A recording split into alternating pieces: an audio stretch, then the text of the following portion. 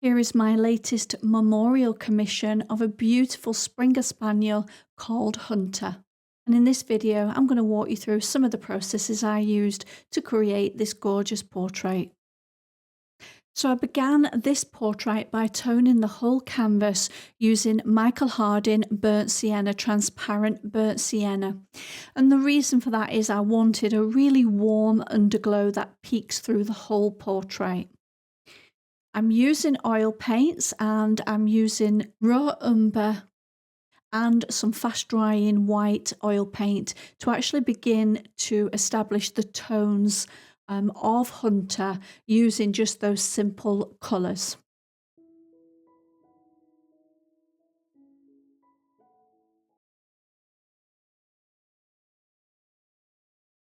Raw umber is a fast drying oil paint, so the underpainting is always dry for the next day. And all I'm doing now is building up the tones, starting initially with my big shapes first, not worrying about those details.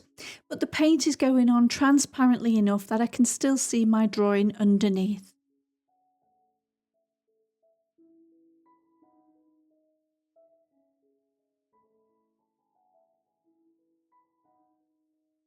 I like to use a mop regularly. Again, because I'm painting fur, I want to keep everything really lovely and soft. It's always quite an honour to paint somebody's pet, and particularly when they have crossed over to Rainbow Bridge. And sadly, as a commission artist, I do a lot of commissions when the animal has passed away. I think people suddenly get the urge to want to sort of memorise their pet and immortalise their pet in a pet portrait.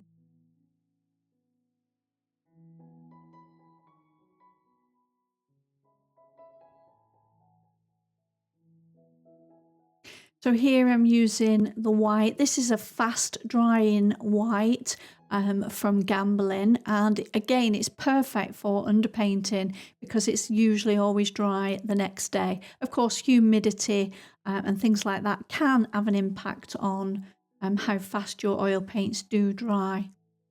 Now, you could, of course, do your underpainting in acrylics, but the reason I choose to use oil paints is because I can actually erase them.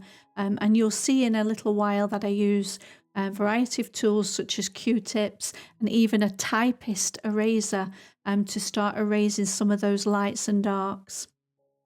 And whilst you don't always need a lot of detail in your underpainting, for me, I like to create enough detail that I've created a map for myself when I begin to apply those colours.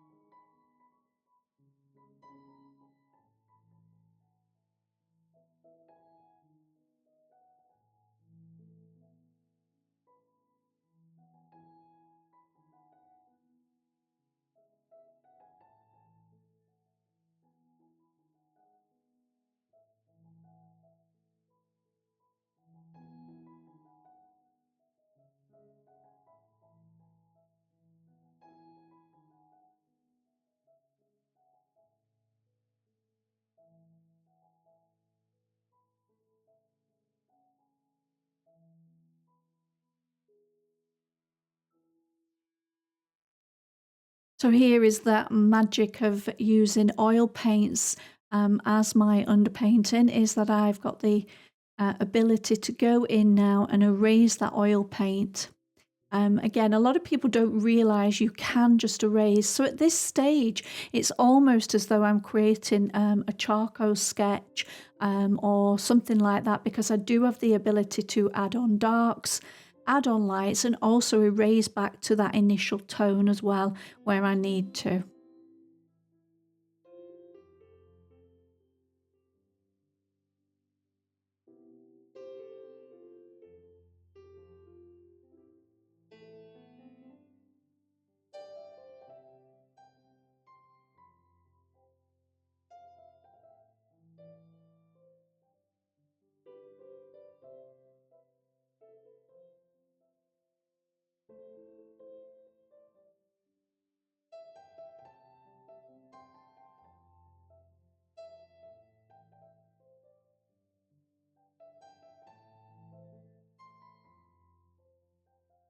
So the underpainting isn't about making things highly detailed.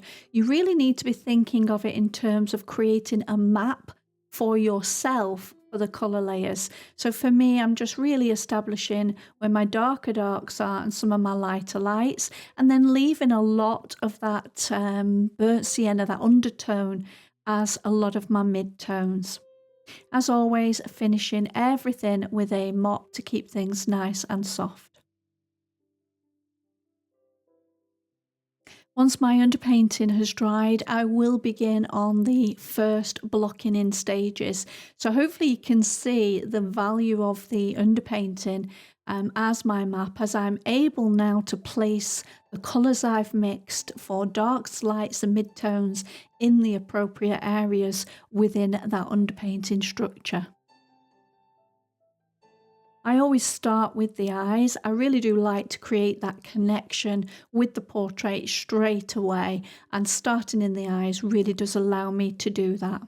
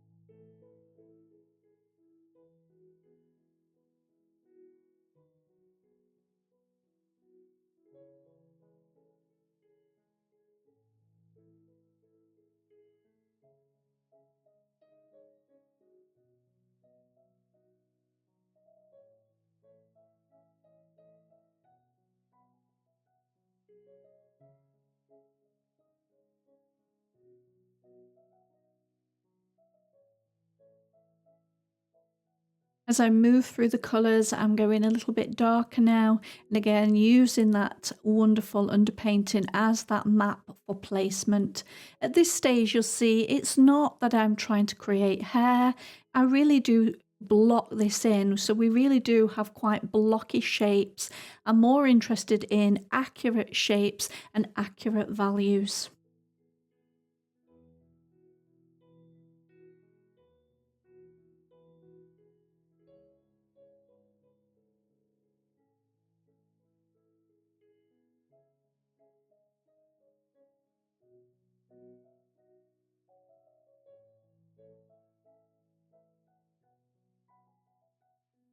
Again, here you can see as I'm applying that dark area under the eyes, I really am just concentrating on that shape of that particular value. I typically only mix 4 values for whatever portrait I'm working on, and that'll be 2 values in the light and 2 values in the dark. Now, as I'm moving through the portrait, I start to expand on those values. Again, just add in a little bit of light or a little bit of cool or warm wherever necessary from those pre-mixed 4 values. So painting on the nose here, you can see I've got that wonderful bluish light that I can see, and hopefully you can see that dotted throughout the side of Hunter's face as that light is catching. Some of that red tone starts to go more towards that bluish purple tint.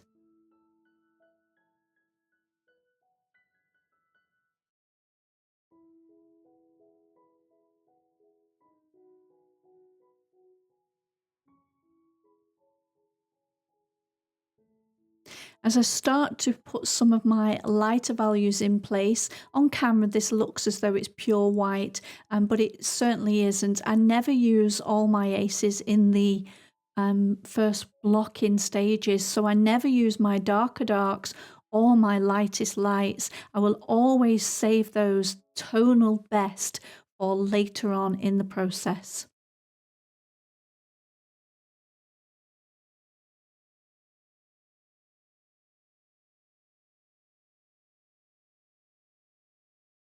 I absolutely love adding personal touches such as a favourite toy, as it really personalises the whole portrait for that client.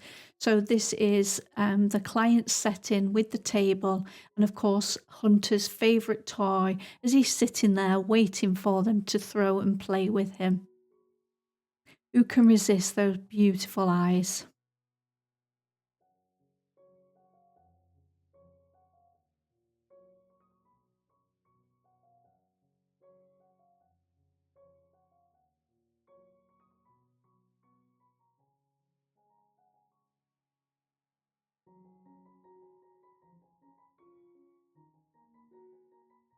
I'm working on the background now. I'm keeping everything very soft and blurry. I'm using the same colours from the reference photo, but I'm really blurring everything out. So the whole painting has got a lot of harmony, but of course he's in his home setting, so it's also very personalised as well.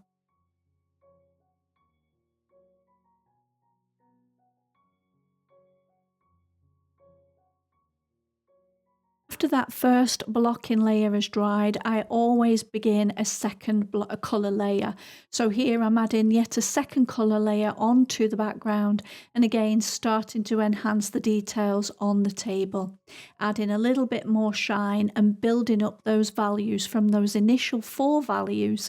I start to expand on my colours and really begin to develop the portrait.